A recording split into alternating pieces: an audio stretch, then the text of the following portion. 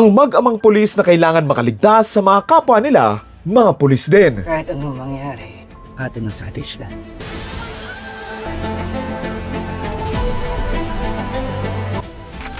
Hindi nating kaso ito. Ano nangyari mo sa mga Sally?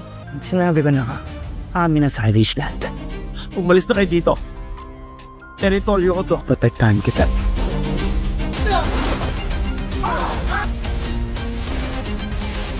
Susundan natin dito ang isang mag-amang pulis na nakastation malapit sa salvage land kung saan maraming nangyayaring mga krimen.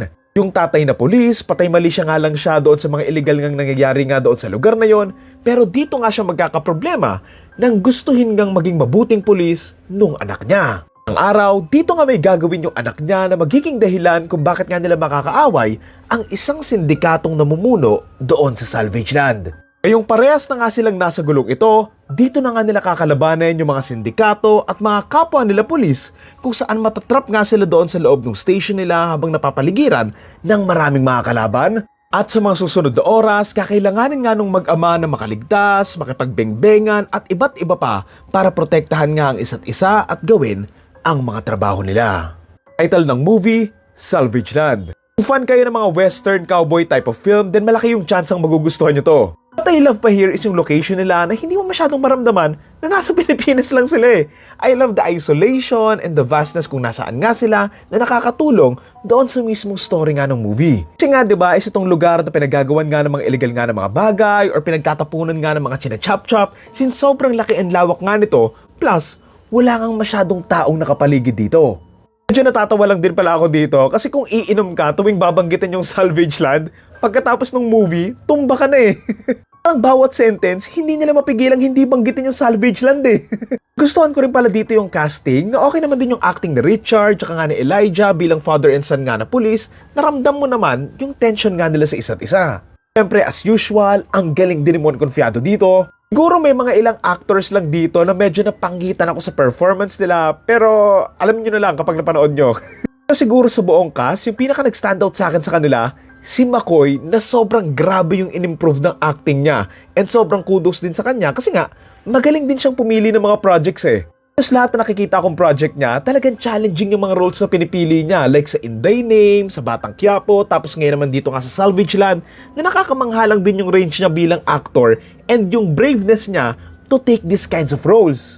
Kasi nga diba dati puro mga patwitams lang yung mga roles niya pero ayun, it's a good thing to see lalo na nga sa panahon ngayon na yung mga actors sobrang safe kung mamili ng mga roles.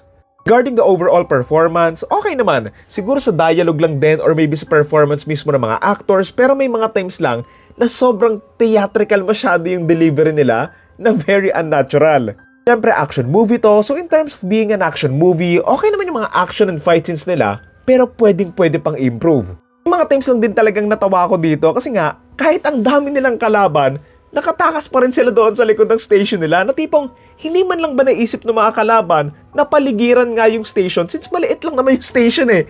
So sana, mas naayos pa para hindi lang nagmukhang kengko yung scene na yun. Siguro they could have built a bigger station or a different design for it or sana, nag-provide na lang sila ng better context kung bakit sila pwedeng makatakas doon and all.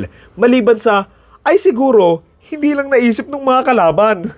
Story, what I like from it, and explore nga nila yung relevant na issue nga sa mga kapulisan nga dito sa atin na marami nga sa kanila ang nagseserbisyo sa mga kriminal kaysa sa sariling bayan.